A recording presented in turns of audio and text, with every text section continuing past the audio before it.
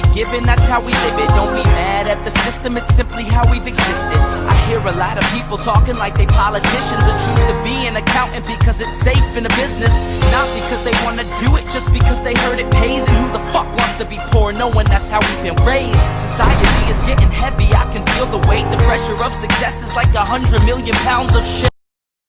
How you guys doing today? It's Anthony Gangi. Welcome to another episode of Tier Talk. Great episode today was suggested by my boy, Russ Hamilton, founders of Keepers of Chaos. I was thinking of introducing the idea, but I think it's best I let Russ introduce the idea. Russ, what's up, man? Hey, how you doing today, Anthony? Glad to be here. And yeah, I was just thinking about this, letting it roll around in my head the other day. Just a way to reach out and acknowledge some people that have been instrumental in our careers. You know, the way that we conduct ourselves, the correctional professionals that we came to be. And I literally have a stack of people that were instrumental in my own career. And so what I would like to do here is I'm just going to end up mentioning a few of them along with some, stories, just some things to kind of illustrate what these people meant to me. And I think that all of us have someone in our past in this profession that we can say, that person made a difference in the type of correctional professional I am. I love that. I actually even posted up something on Facebook. It says, what is some advice that you were given at the beginning of your career that's lasted you throughout your time in corrections? So I thought we could also read some of the comments off because there's really some good advice here. And I think that maybe we can even, break the advice down that's being provided to us. So again, if you're new in the field or, even if you have some time in, there's always value from listening to people with experience, regardless of, again, how much time you have in. Now, guys, if you haven't, the show Tier Talks for you, brave men and women that work in corrections. So please subscribe, interact, engage, comment, hit that bell. The bell's going to notify you every time I post a video. We're going to go to our sponsor. Then we're going to kind of break some bread with Russ today, right? Share some tips and advice that has lasted throughout Russ's career. And then we're going to see what some of the comments are on the Facebook profile page. So, guys, stand by, and we will be right back after our sponsors. Stand by. I wanted to attend a university that had an intelligence program. I wanted to look at problems different. I wanted to increase my critical thinking abilities. AMU offered those avenues to expand. Obtaining your degree as an adult, you're actually paying yourself and investing in yourself. You can't put a dollar on it, it's priceless. It's something that can never be taken away from you. American Military University. Learn from the leader. Guys, inmate manipulation is a course that is highly needed. It's the process that's so slow-moving and subtle that you don't realize it's happening. When inmates choose to manipulate, they manipulate our need to react. Situational awareness and insight is going to save your career. It's going to save you from doing foolish things. Listen to your gut. So the more insight we have, the more we can recognize what isn't so overt, and we can correct our behavior before we fall into a trap that we can't get out of. If you allow an inmate to pull you out of your prescribed role, you are opening up a door for a host of problems. Inmate manipulation, the psychology behind inmate manipulation. Available now. Link in description. And we are back. So Russ, what made you come up with this idea? When you get to the end of more than 30 years in a field like this, and you think about, what were the steps that were along the way that caused me to end up where I was? Because, sometimes there's steps that we take forward, steps to the side, sometimes steps backward. And all of these steps, it seems like they're attached to different people or at least different situations. And, there was a point in my career where, there were just a lot of people that I either admired or they took me under their wing, or in some cases, for just, one instance in my career, they had an impact. And, I think that if I'm ever going to have an impact on someone like that, if I ever have, I hope that they remember me, and I hope that maybe they have a good story about it later on. And I hope that I've brought someone along, maybe saved a career or inspired them to do better in their career and to really, take the bull by the horns and be a hard charger. Russ, I think actually when we do this channel, I think we've become a mentor to a lot of people as well. And in return, I think that there are some people that we have in the community who are giving out this great advice that may not realize that they are becoming mentors. I mean, I know for a fact that there are times when I post a video that I'm looking for a certain person to comment, because they usually comment, they put good stuff up there, and I'm always looking for that good advice or something to relate to what I've provided or what we've provided on the show. So you never know. You just never know. We're developing a really good community, and this is a great way to get some really good advice out there. I know for me, I've had a lot of people that took interest in my career at the very beginning. I mentioned some in the past before. I also like to mention retired captain, but he wound up retiring as a major, actually, Captain Burns. He believed in me when I started doing the gang stuff, and he would send me to all this training. And he was one of the first people that said, hey, Gangi, if I'm sending you to training, I expect you to come back and utilize it. I want to see how that's applied, because that's when the magic happens. And the thing is that there were times where people I felt just sent you to training and then just didn't really care. They didn't even follow up to ask you what you've learned. All they did was send you there to get their numbers in, and that was it. This was a major or a captain who sent me to the training, was invested in what I learned, and then gave me a chance to try the training out, which really made me feel that I had some value, and it motivated me to continue doing what I'm doing. So I thought that was great. And I know, Russ, you got a few stories that you want to share before we go to the comments. So what were some of the things that, got to you at the very beginning of your career that stayed with you throughout? One of the things that happened to me early on in my career, I was probably, a year and a half, maybe 2.5 years into my career. And the first year for me was like a disaster. I was having trouble learning everything and, trying to sort things out. And then the second year I started to make progress. And then at some point along there, I felt that I was, doing pretty good. And I'd started to make some busts. I'd started to impact some of the areas that I was working in. And, I was actually, starting to be, recognized for a little bit of it. And I had one particular supervisor, and, I can't say he was like my mentor or anything like that. I mean, he was a good supervisor and everything, but he had such an impact on me in just one particular thing that was going on. And that was the fact that we had an incident on the yard. It wasn't really an incident, but what had happened was a counselor had given an inmate a clipboard, and when the clipboard came back, all the metal was missing off of it.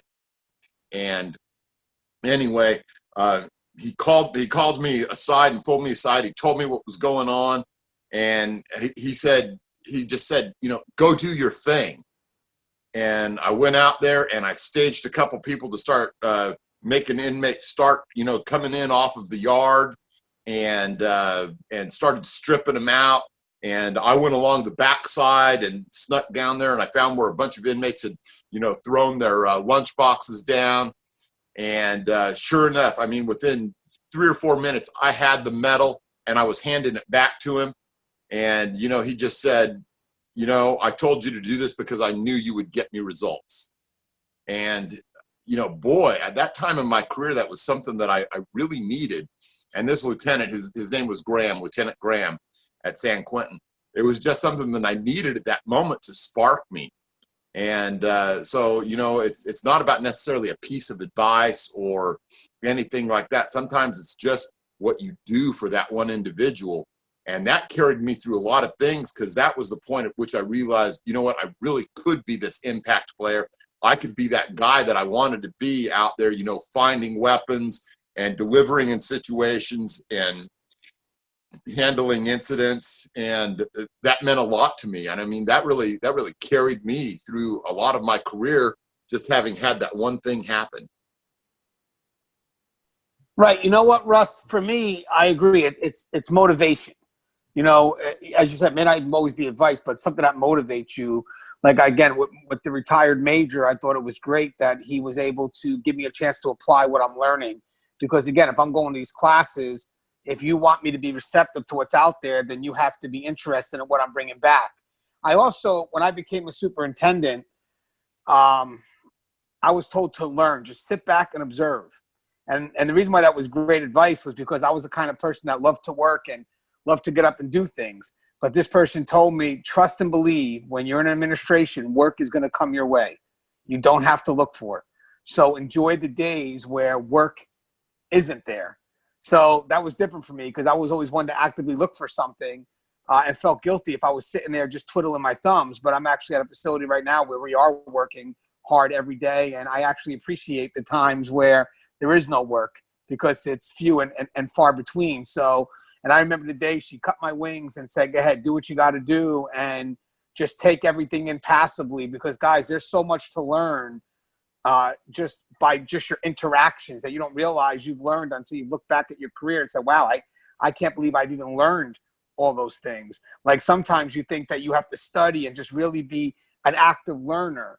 And that's true. You know, you should if you can, but don't underestimate what you can learn passively, the stuff that you do every day that really matters. And when one day people are asking you questions and you're surprised at all the stuff that you know, all the knowledge that you've picked up just by doing the job passively and just, you know, understanding what it is that's expected of you. And I think that was great advice because it gave me my sense of freedom, but also gave me a level of confidence when after 2 weeks, the person said, you ready? Just go. And I found out just being a problem solver. I mean, that's kind of what I am now. I try to be my best to be a problem solver. But I know that you said you've had multiple people that have had impacts in your career. And I'm assuming some maybe in the beginning, or you even moved up to become a sergeant. So maybe there were people that were sergeants already that when you crossed into the supervisory role, they also had an impact on you, correct? I mean, you can have an impact at the beginning or, you know, at multiple milestones inside your profession. So were there any anybody that maybe had an impact on you as you started to move up to become that frontline supervisor? Oh, absolutely. I think the one that kind of, got me going early on in my career was a guy named Sergeant Dix. And he was essentially, he taught me a lot of martial arts and stuff. He had a studio there in the Bay Area. And, but it was more than just the martial arts and the defensive tactics and stuff. The guy was just phenomenal in the way, he talked to inmates and the way he, got information back. And he was just one of those guys. He was a super hard charger. And, he expected the most out of his people. And, but he was really there, to teach you and meld you. And I wish I'd been mentored even more by him. But it was just, a pleasure to watch him work and interact. And he was part of the investigations squad there. And, he had a whole host of officers that worked for him. And, each and every one of them were guys that I looked up to. I wanted to be that guy that, walks into an area and is just, finding shanks and dope and all this stuff. And, he really truly had a very gifted squad. And I just wanted to, be one of those types. And so eventually I trained myself and, I became one of those people that, I walked into a room and, I'd find a shank or a cell phone. And so, I can't underestimate the impact that he had on me to want to be that corrections professional. The seriousness with which he conducted himself was really something to behold. Yeah, Russ, I'll tell you something. When I crossed into frontline supervisory position, and again, similar to you, I was very nervous because, this is the first time that I worked in a male facility. I'd worked with females, and I felt that I had a lot to prove because, again, working in a female facility, even though I thought the job was, it had different types of concerns than you would find in a male facility, if you will. But again, both jobs were challenging in my mind. But again, working with men, and this would be my first time working with men, I wanted to make sure that I was able to do the job. But now I'm actually leading people who have worked with men who I thought would, maybe think of me a little bit differently because I came from a female facility, but they didn't. When I came in, they kind of broke down, what they expected because I went right to them. I said, hey, so what is it that you expect from your supervisor? What is it that you want? So for me, what helped me out, even though I was a frontline supervisor, was the frontline people I was supervising.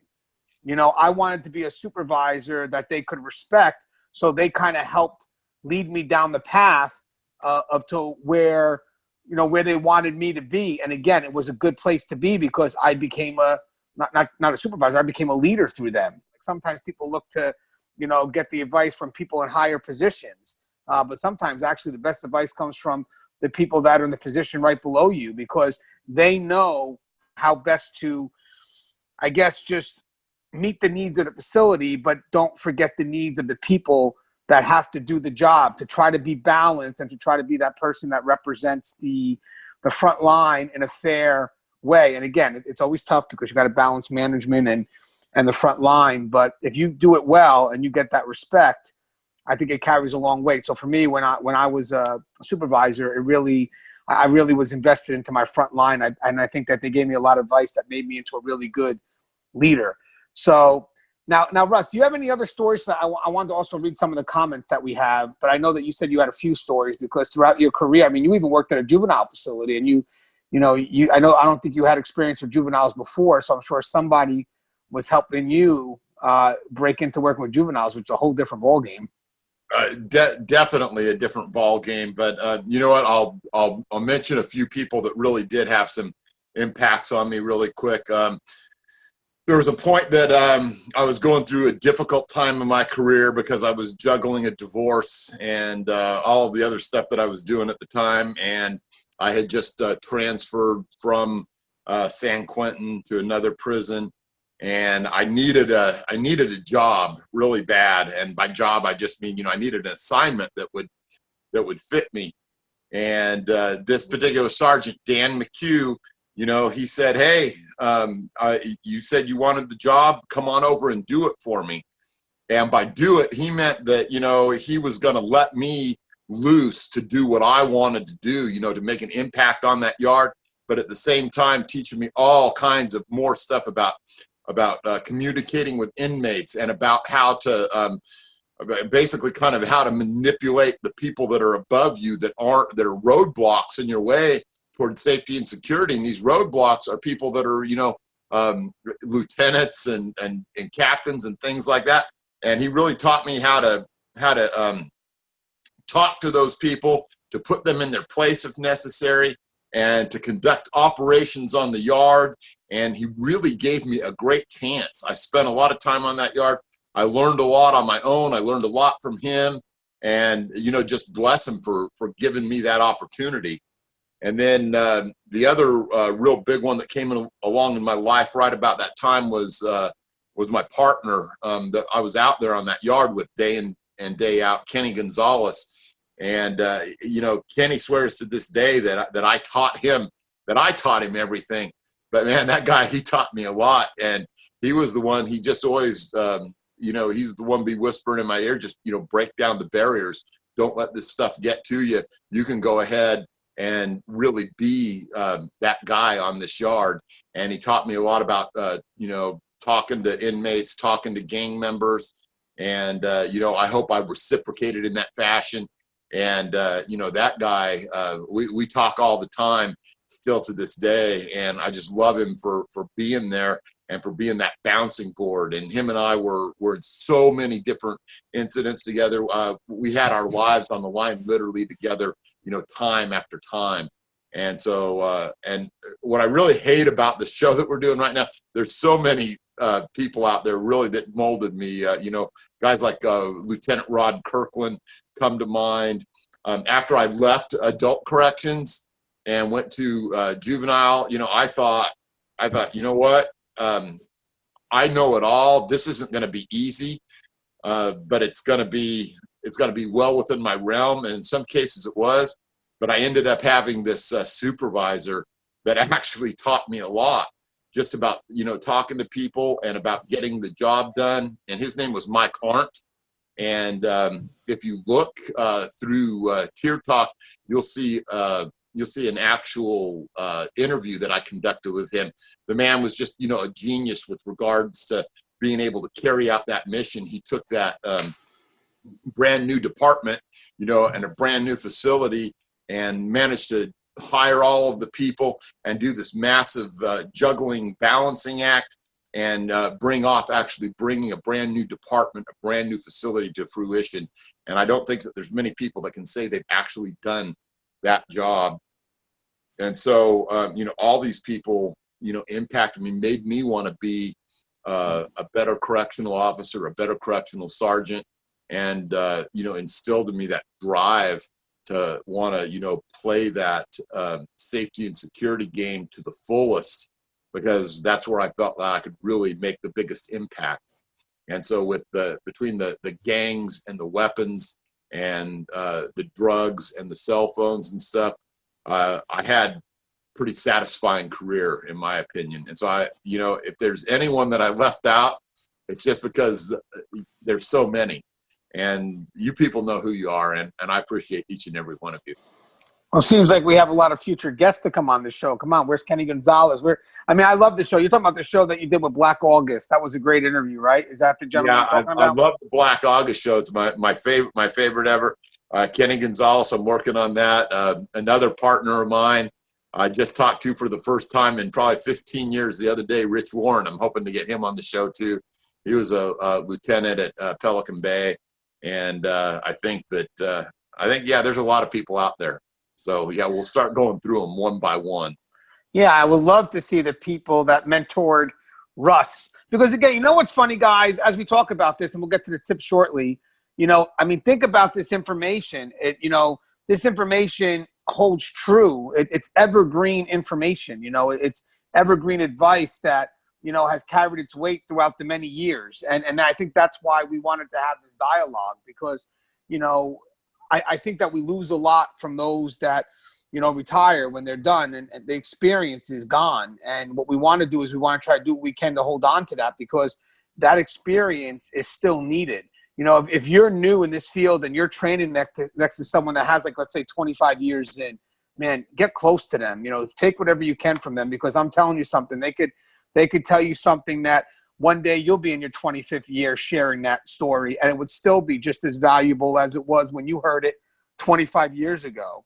Now, here's what I'm going to do now. I'm going to read off some of the comments that we have. There's some advice here, and then me and Russ will kind of break down our thoughts on some of the comments. Now, obviously, right off the bat, I'm going to give the first one to Russ, because this is Russ. Russ was able to reinvent this comment. Now, we all heard being firm, fair, and consistent. And we all have an idea of what that means, because, again, if you're going through the academy or whatnot, it's something that's just beating you every day.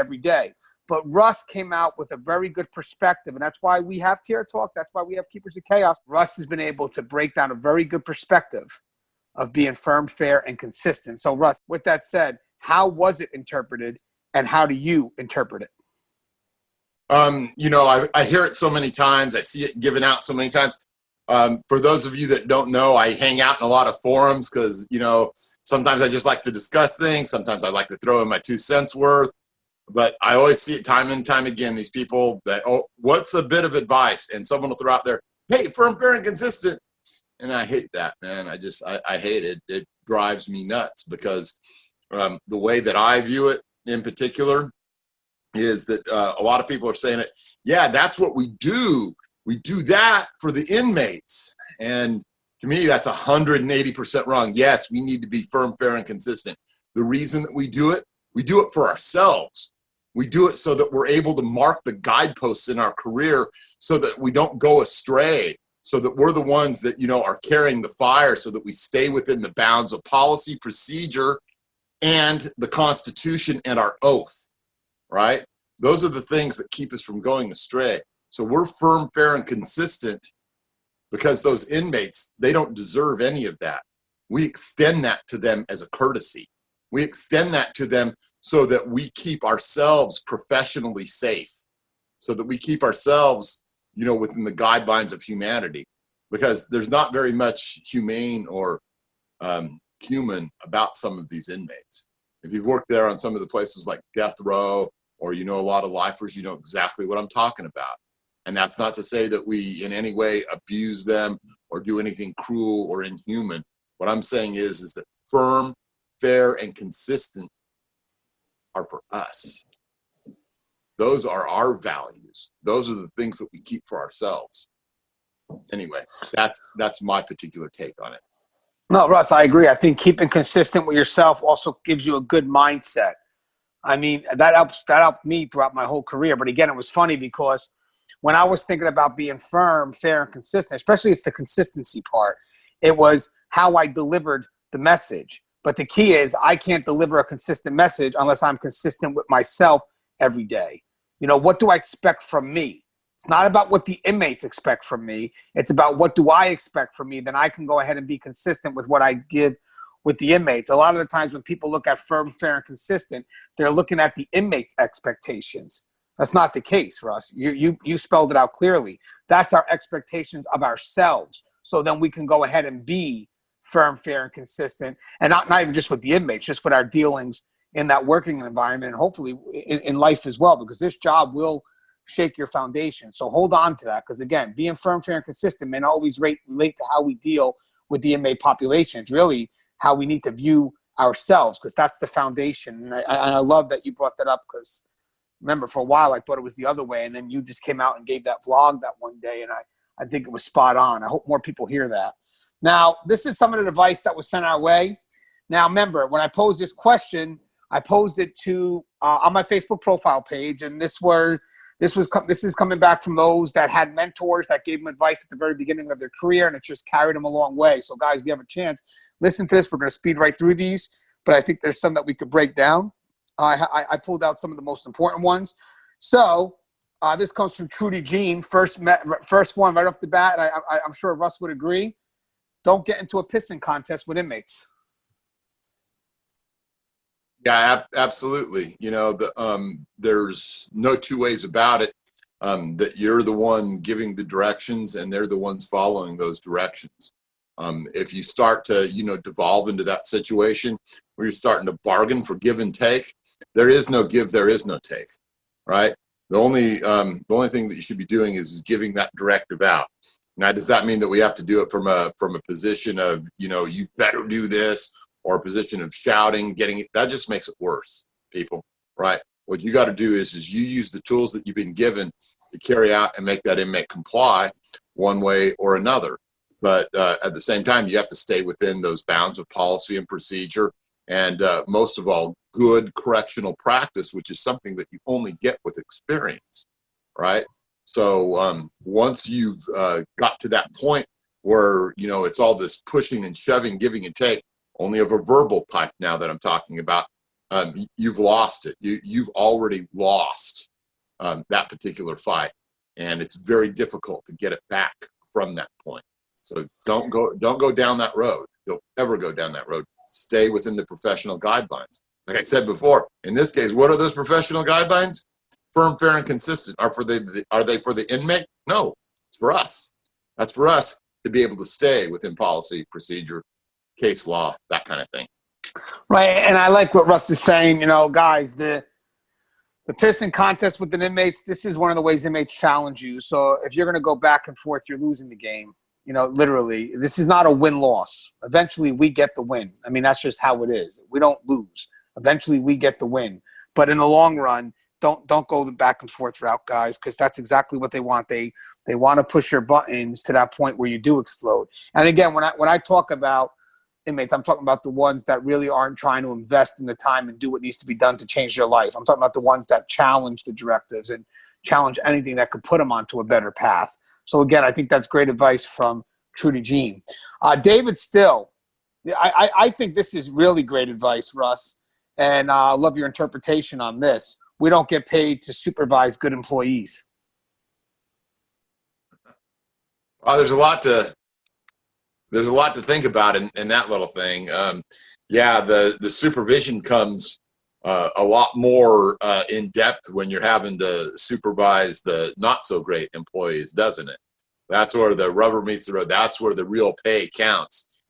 It's a pleasure and an honor to supervise the good ones, and even more so the great ones, because there are some good ones, there are some great ones out there, but you really earn your pay with those not so good ones. I've been in some situations with some not so great ones. I remember one day in particular, the inmate comes up to me. I just got there. It was the afternoon watch. I just made my relief on the other sergeant, and this inmate, he's already accosting me. And he said, well, when are you going to put me in seg? Well, put you in seg? What are you talking about? He goes, yeah, from earlier when the guy tried to stab me. And then I was like, what is going on here?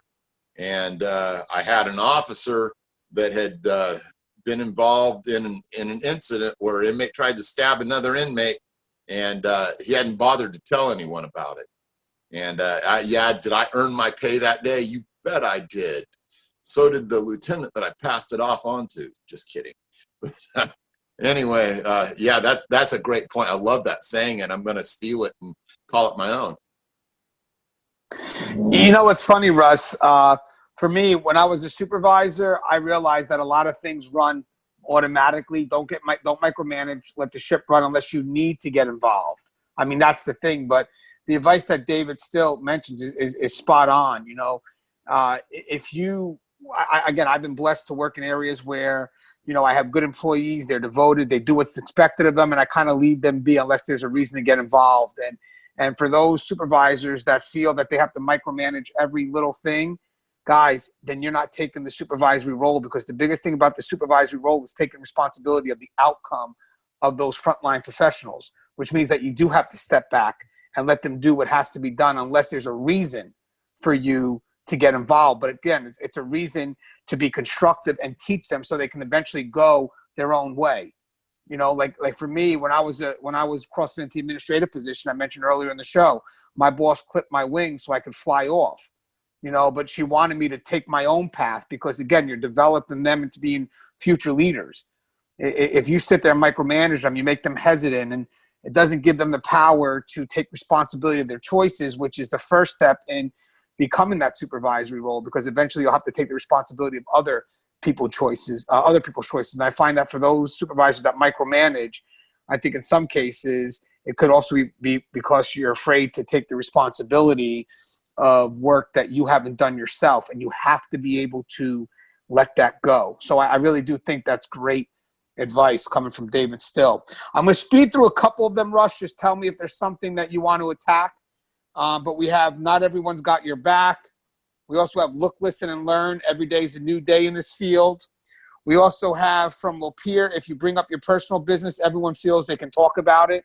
And guys, I think we could stop here for a second. Personal business inside prison, guys, limit that, because trust and believe it could travel through the grapevine. Inmates start finding out, and that personal information could be used against you at any point, especially when it comes towards manipulation. So protect your personal information like it's the most important thing in the world. Would you agree with that, Russ? Yeah, absolutely. You know, don't be giving up any game that you don't have to give up. It's pure and simple. Don't talk around the inmates. Inmates are very adept at picking up on, you know, small, subtle clues. So don't think that anything that you're conducting out there in the open isn't going to go both noticed and decoded by inmates. So take some extra precautions, you know. Make sure that you don't do that, first of all. Maybe throw them a few countermeasures here and there, confuse them a little bit, and you know, make sure that you guard things jealously so that you don't end up having a problem of some kind. We don't want to be bringing any of that stuff home or out to the open in the public, where it can, you know, really backfire and hurt us. Yeah, again, when I teach inmate manipulation, part of an inmate taking you out of your prescribed role is by really connecting with you on that personal level. Also, I love this advice. Stay true to yourself, especially when the going gets tough. And it's true, guys. This profession, it's going to shake you a little bit, and you have to remember the reasons that brought you into this profession. I mean, you have to hold on to every internal why that you have to get you through these rocky times, but don't change. You know, try to hold on to that little bit of yourself and just remember who you are, because I'll tell you something, guys, change can be so slow moving that you don't realize you changed until one day you have. So try to have that foundation to go back to. Try to know exactly who you are coming in so you have that foundation, because at any time, you know, when shit hits the fan, you really do got to remember who you are. And I'm sure Russ would agree that that's just for your mental health and well-being. Also to keep that family life intact. Would you agree, Russ? Absolutely. You know, you're gonna go through a lot of changes. You're gonna go through some negative things in this career, but there's a lot of positivity to be had as well. There's the camaraderie. There's the chance to challenge yourself day in and day out and prove to yourself just how good you really are. Not every job provides you with that little particular chance. So, you know, you got to take the good with the bad, but, you know, focus on the good. Right. And then some more I'll speed through. Learn to say no. It's easier to turn a no to a yes. Also push the shit up. Sergeant, lieutenant, etc. Russ kind of briefly mentioned that before. You know, and I agree with that. If you're uncertain of something, you know, you push it up. You know, it's fine. You know, give it to people who are paid to make those decisions, paid to take the responsibility of those decisions. Let me jump on that. Let me jump on that one real quick. Wait, hold on. Before you jump in that, Russ, was that a fork? No, that's a back scratcher. Oh, okay. Hey, that's a good tooling correction, believe it or not. My dog loves it. So, yeah, so we're talking about, push things up. Okay, yeah, if it really comes to my level as a supervisor and it really needs my attention, by all means, push it up. But you know what? If you're going to bring me a problem, bring me a solution too. You know, I want to see that you're engaged in doing it. That you're just not pawning work off, that you're just not, you know, taking the easy way out. I want officers to be engaged. I want them to be trying to, you know, figure out what's going on and how we can better things. Not simply saying, hey, you know what? This is beyond my pay grade. Well, it's beyond your pay grade right now, but what about when you want to promote? Or what about what you might need to do because we're having a tough time on the yard and you need to step forward and provide some solutions and be able to, you know, be that impact player that's not just functioning as an officer, but that's functioning as a corrections professional. So.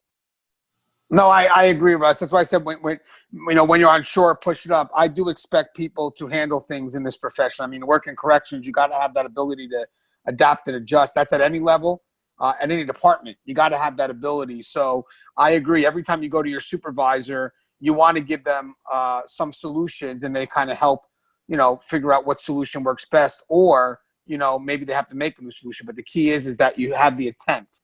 You know, that's the key. We don't want a force that's hesitant. We want people that are ready to step up and make a decision. So, yeah, 100%, Russ. I agree. You know, if you have a problem, give me some solutions and we'll figure it out together. You know, let's work on this together. Because that's a great way for transformational leadership or empowerment. You know, give me something. We also have, you give respect, you'll get respect. Obviously, we know that. And that's true. Great job, Melissa. Not everyone you're going to work with is your friend. Mind your own business and get paid. That's true. Don't make suggestions. They've tried it all. Be assertive, but low key, and listen to the old timers. If you take promotions, never ever forget where you came from. Above all, read and continue to educate yourself. Hey, I kind of like that advice, but the first sentence is a little confusing to me. Don't make suggestions. Sometimes, you know, some of the older staff, some of the more seasoned staff, they're very closed off to trying new things. They can be very closed off to, you know, outside the box thinking. And so, you know, I can see that some people may think that, you know, suggestions is a dead end issue around some people like that. But you know what? I think there's always room for that outside the box thinking. I was always one that I always wanted to try new things. I wanted to attack things from different angles. I wanted to, you know, try and, you know, push the limits of what was possible for, you know, a single officer to be able to do in a day's work.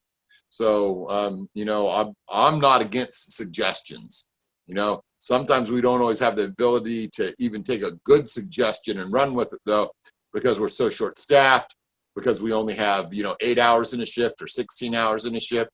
But it's always good to have, you know, something out there that you might need to fall back on later at some point. So I say put those suggestions out there.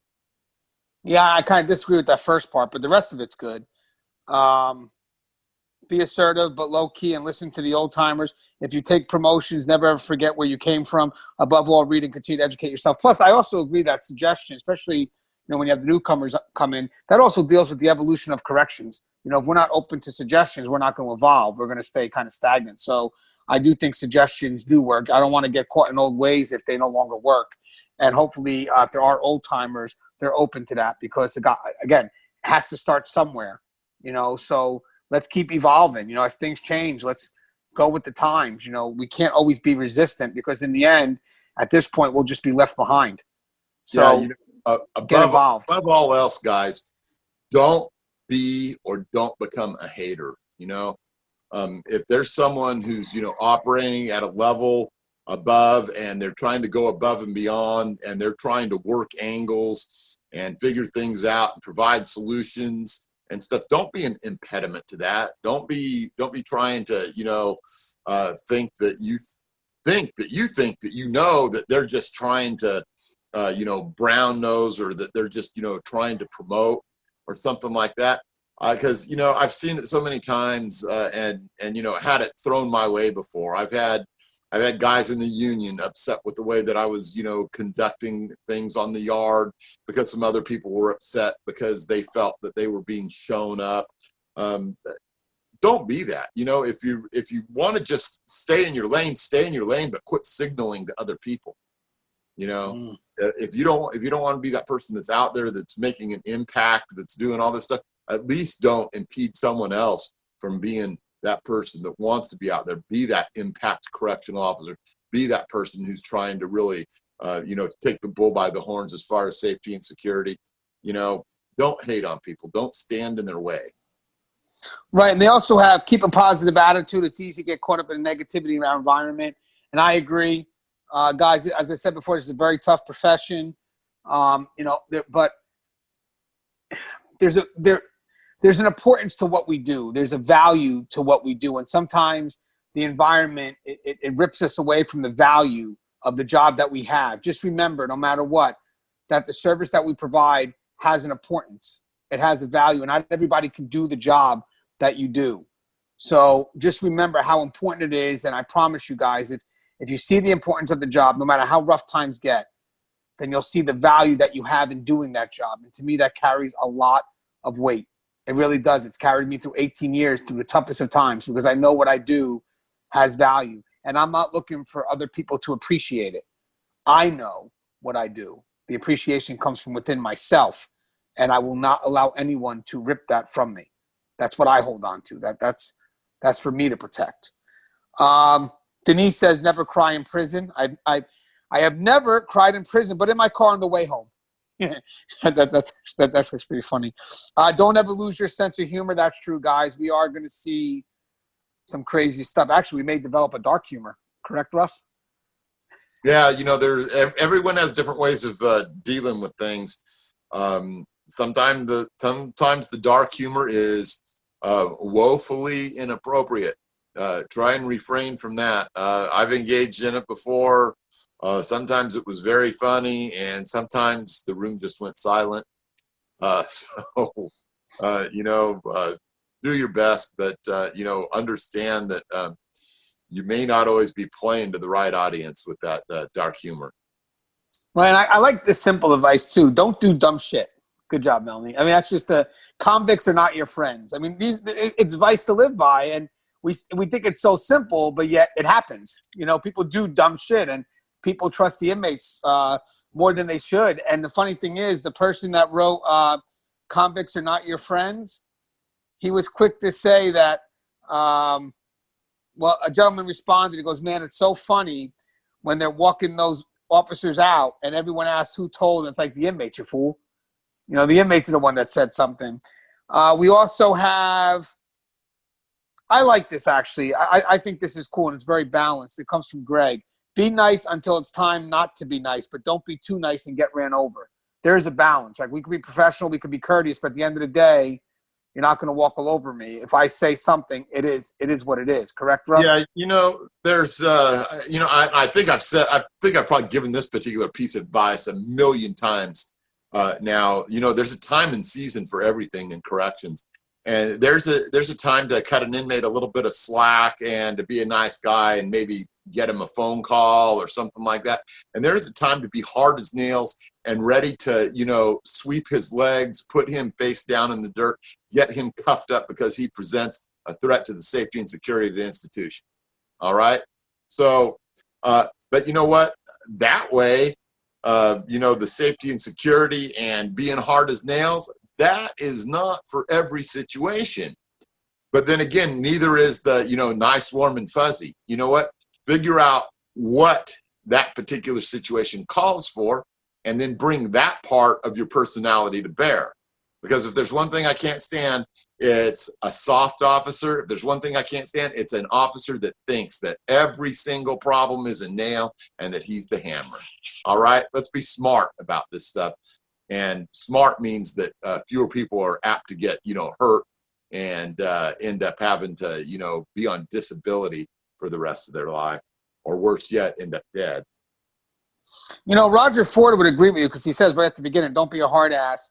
Be fair and consistent. When you treat inmates with respect, they'll listen to you and do as you ask. And I've always agreed with that. Don't make me have to go to that level. I know I have it. And the funny thing is, guys, I will tell you one thing. If you keep on going to that level all the time, you'll never be taken seriously. I promise you. For me, I saw the inmates when they had a nice officer, but for some reason something happened that day and the nice officer got pissed off, they all shut up. They all kept quiet. But then when you have that one officer that's constantly screaming and just being nasty, the inmates are like, oh, that's just him. That's just Russ today. That's just who he is. That's what he does. And they start taking it less seriously. It's like, that's just who he is. But again, when you have that officer that's courteous and something happens and they go up to that next level, the inmates will say, well, something must have happened to brought him to that point. There's a little bit more respect there. So I think Russ and Roger are really on point with that. Believe it or not, kind of being assertive is actually a tool if you don't overuse it. If you overuse it, it's not a tool no more. It's worth nothing. It has no value. But if you use it when appropriate and you have that respect in play, it's a very powerful tool. It will get inmates to listen.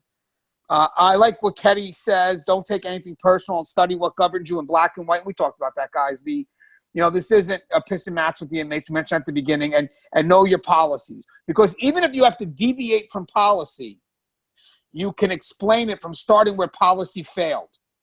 That's the key, and people will listen. But if you don't know where policy would have failed because you don't know policy, then you're going to have a tough time explaining when you're doing stuff that's not in policy. Because a lot of the times, I'll be honest with you, sometimes we have to bring things back into policy. But you have to know what policy expects from you and then begin your argument from where policy failed. And I think people they will listen to that, or they should listen to that. Because at that point, that's not a failure on you. That's a failure on the agency. We talked about respect's a two-way street. Learn to say no. We talked about that. Never get your honey where you get your money. Russ, what does that mean? I think we all know what that means. And we also know that the heart wants what the heart wants. So, correctional officers, they spend all that time together. They spend all those hours together. Sometimes they don't see anyone else around because they spend so much time at the joint. So, it is what it is. I don't think anyone's going to change that anytime soon. I think, just be a good person and try and have that other person be a good person with you, and hope that you make, something that lasts, because I just see it as that, people don't have time to date anywhere else sometimes. I do like this advice from Tammy. If you fucked up, admit you fucked up and don't do it again. Always watch your partner and have his or her back no matter what. Rookies can't do what seasoned officers do. It took us years to earn respect and rapport. Your day will come as well. And lastly, if you're female, do not think those male inmates won't hit you. She hit a lot of good points. But if I could talk about one right now, and there's a few there, and I know Russ will probably attack a few. If you fuck up, admit it. Guys, admit it. I also want to tell supervisors on this, build an environment where your staff can trust you. Not every fuck up is a severe fuck up. you know, and sometimes not every person that fucks up is a fuck up. Mistakes happen. But if you have an environment where they can't trust you, they will start hiding the mistakes that they make. And that only threatens the safety and security of the facility. You need to be a supervisor that they can trust. So if there is a mistake, they come to you and tell you that they made a mistake.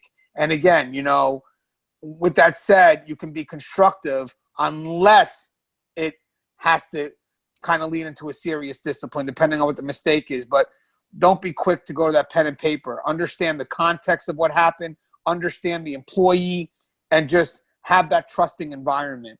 Russ, what's your thoughts on some of the stuff that she said? Watch your partner's back. Rookies can't do what senior officers do. Build that rapport. You know, one thing is that no officer should ever do is never overextend yourself in a position where you're going to get hurt by an inmate. And sometimes, you know, this particular person, you know, brought up about, you know, don't think that you're not going to get hit because you're female.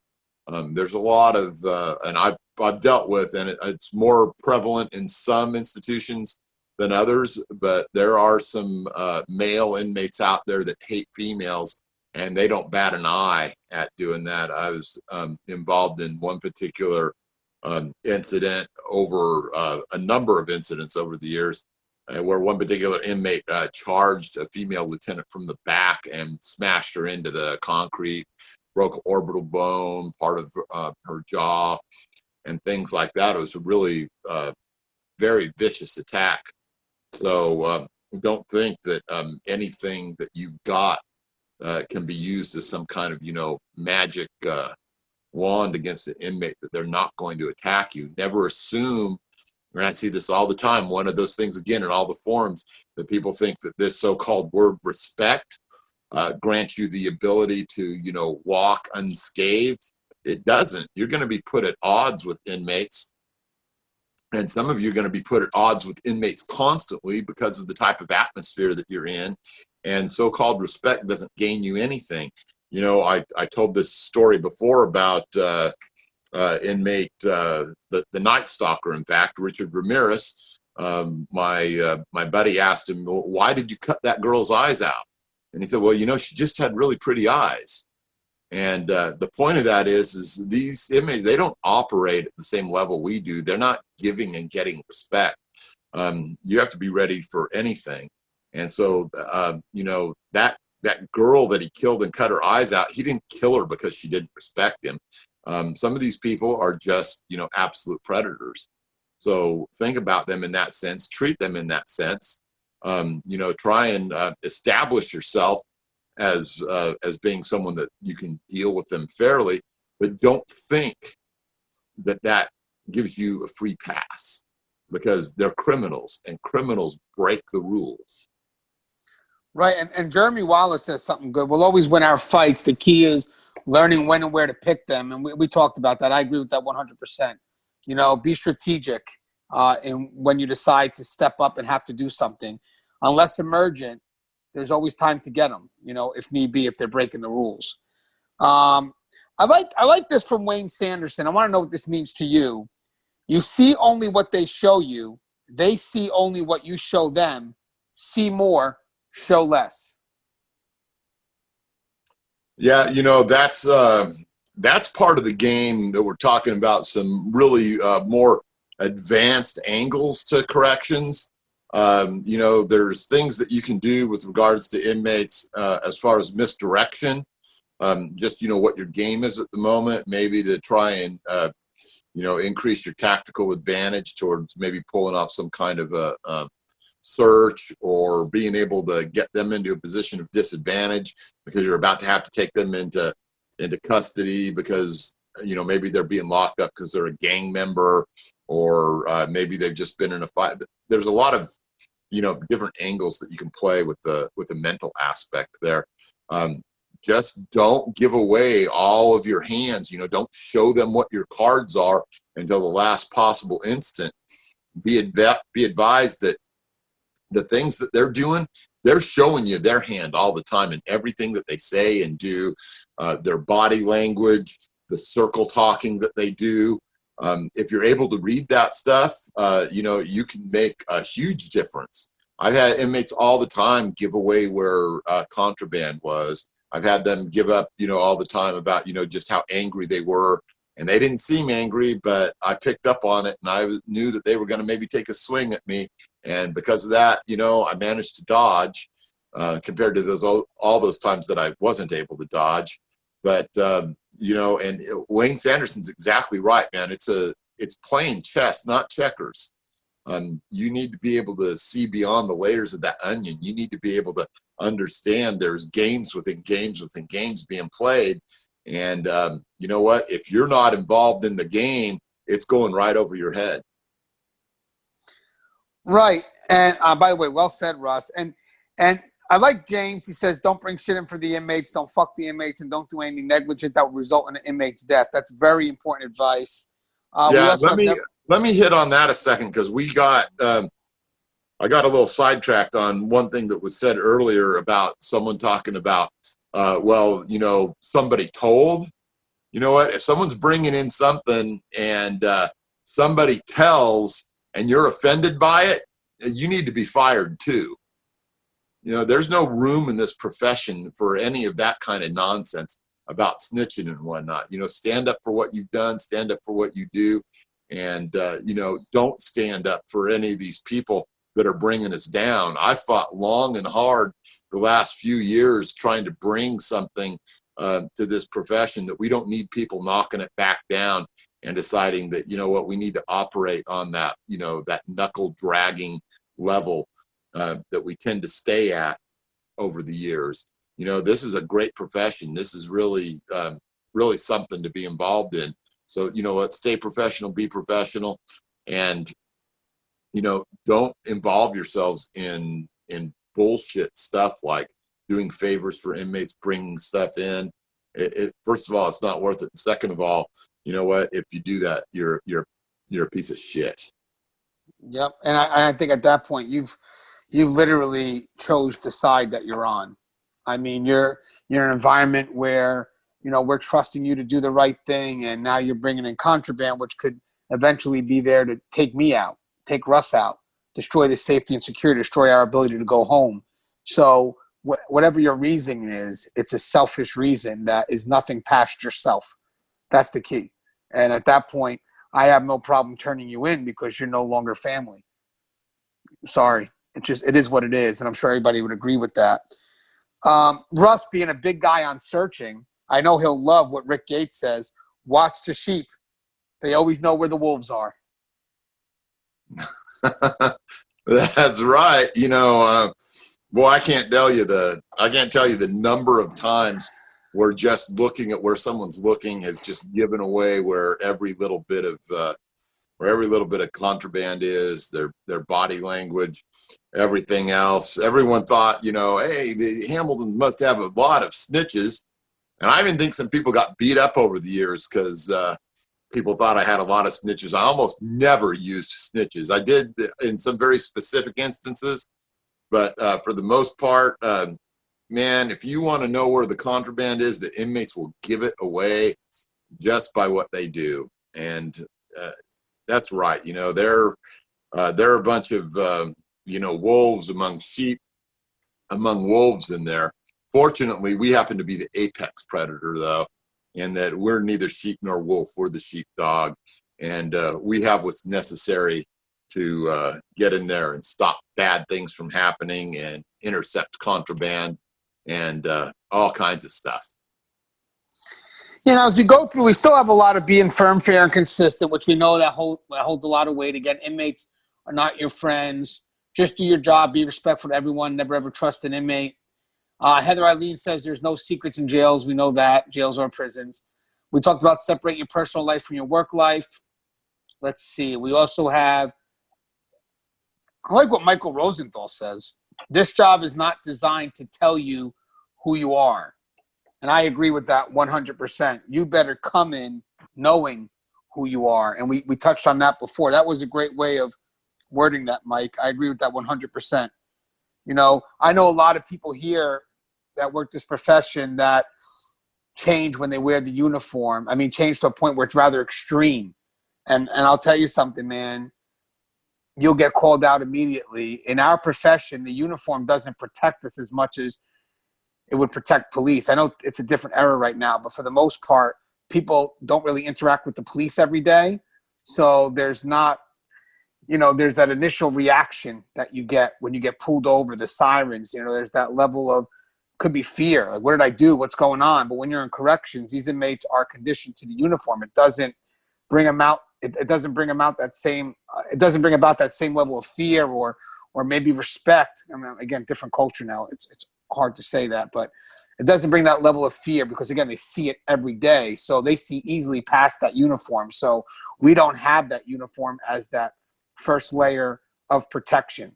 It really is about who you are. So I think that was well said by Mike. This job is not designed to tell you who you are. No, you need to know who you are before you come into this profession. Because if you don't know who you are, you will get chewed up and spit out. 100%.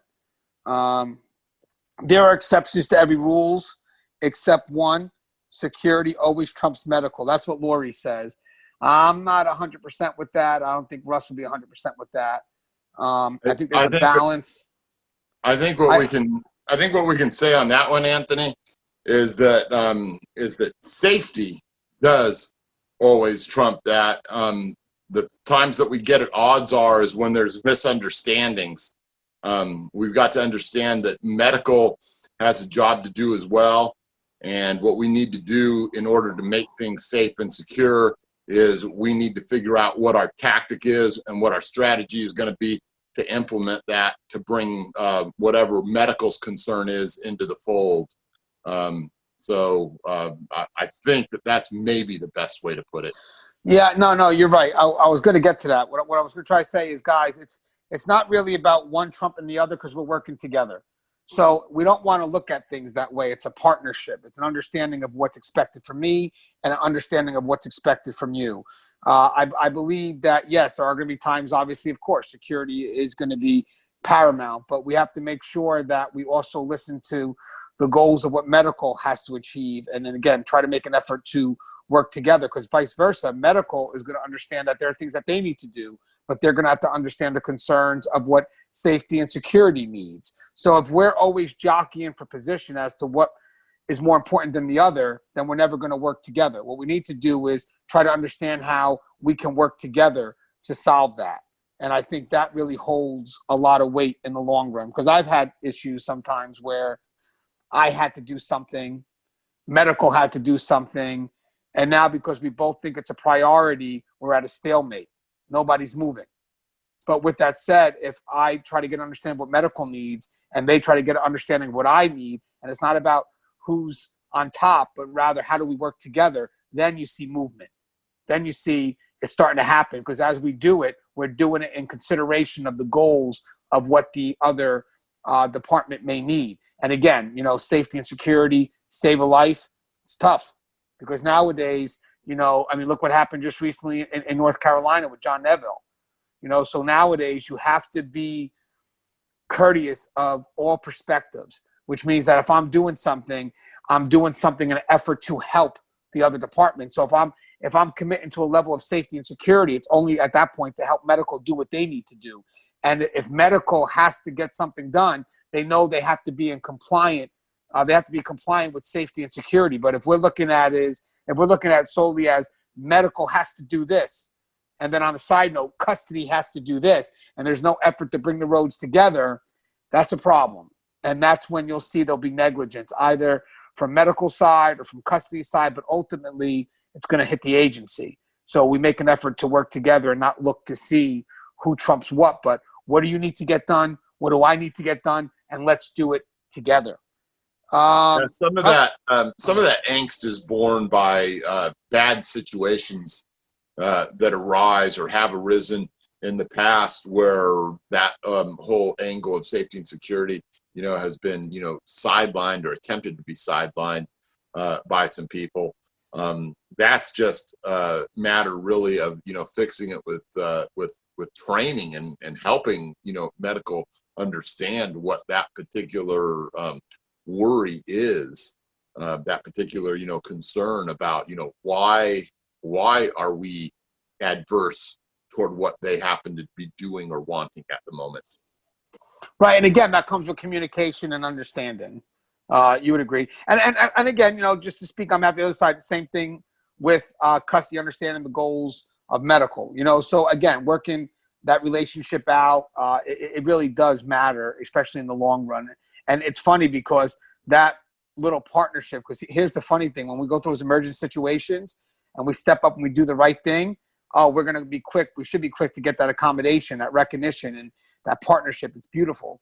But again, one little error or one little miscommunication and you can be fired. So it's the extreme, not knowing, and that partnership, that working together. This way everybody's on the same page in case something does hit the fan. Because if we're doing it isolated and, and there's a certain concern that happened, at least we're all on the same page. We're not having, one department saying, hey, well, they didn't let me do this. The other department says, well, we had to do this. No, it's like, we're working together to achieve the mission. And again, like Russ said, if there's a safety and security concern, of course, medical will see it, understand it, and then step away until we can resolve it. But if they're not in the know, that's where we get a lot of conflict. And that's where when we wind up getting ripped apart for what happened, we're not all on the same page. So definitely communication, understanding is key. I was told, this comes from Thaddeus Caldwell. Now, Thaddeus Caldwell, he's from the system I work for. He's retired. He was a principal investigator. And he said, I was told by an old timer as a brand new rookie, now when vets didn't even talk to rookies, he said, kid, if you want a guaranteed job for the next 25 years, come to work, give the inmates what they're supposed to have, and don't give them what they're not supposed to have. I can still hear his voice. Truer words have never been spoken. And it's true. Look how simplistic that is. Give them what they're supposed to have. Don't give them what they're not supposed to have. It's so simple. But yet, we still have people that break that golden rule. Because I would actually go as far as that is and tell you that's the golden rule. Give them what they should have. Don't give them what they're not supposed to have. You're on camera. If you can't explain it, don't do it. I love that advice. Favors get you fired. We talked about that, the feelings of obligation. And your word is your bond. If you make a promise, follow through. Hey, Russ, this was a really good read through. I like the personal stories that we shared. I like some of the advice that we shared. Hopefully people listen to that. I think we covered a lot here just in this short amount of time, especially hearing from those that have experience. And, it's good to have this dialogue because I don't want to lose this experience. I don't want to, people retire. I mean, I have a gentleman that was a great officer, 31 years and just retired the other day. And I'm saying I got to get him on the venue. He was one of the best officers you could ever work around. If I was officer, I'd try to be this guy. And I feel that you don't want to lose that. So it's great to be able to have a venue like this where in case that person, something happens, God forbid, we have golden information here that the person was able to leave behind to create that legacy and to make sure that, we get the job done, but we do it in a manner that's safe and secured. And it opens up such a healthy dialogue. I mean, not everybody's going to agree with what we said here, but the key here is at least we're discussing it because it's a great starting point to build a good dialogue that could ultimately make it better for us in the environment that we work in. Again, this wasn't available to us when we first entered the field. So again, just having a venue like this is really, I think it holds a lot of weight. But Russ, you have anything you want to say in closing? Yeah, I just want to say to everyone out there, pay attention to the people around you.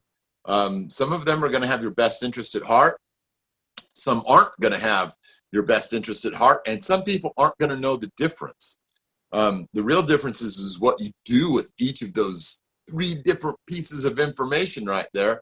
Because when you know that someone has your best interest at heart, you're going to be able to take what they tell you and apply it to your career, to your job, and everything else, and you're going to come out on top. That person that's neutral, sometimes they can be the one that's going to hurt you the worst because they have no idea what they're actually doing. And then those that, are really against you, the haters, the ones that, just want to, start fires and watch you put them out, there's still something to be learned from those individuals. Stay the consummate professional, though. Work hard at doing this job well. You'd be surprised at, just how satisfying that can be over the years to wake up and approach it from that angle. And, you know, it's something to, you know, have a little, you know, lift in your heart when you know that you're going to work and you're not dreading it. You're not trying to avoid it. You actually want to get there and you want to get into the mix and solve problems and, you know, just be a good employee, a great officer, sergeant, lieutenant, whatever. Anyway, that's all I've got to say tonight. I think it's great, Russ. You gave out a lot of good stuff tonight. And guys, as we start pushing close to 14,000, I mean, over 700 something videos here, there's so much good information that we've collected along the way. I mean, just enough to, I don't know, just better what we do every day. And I hope that people take the time to watch it, learn, because this is evergreen material. This is material that we're giving you that's going to last for many years to come. And hopefully, you know, God forbid we do have these experienced officers that are leaving. This is their legacy right here.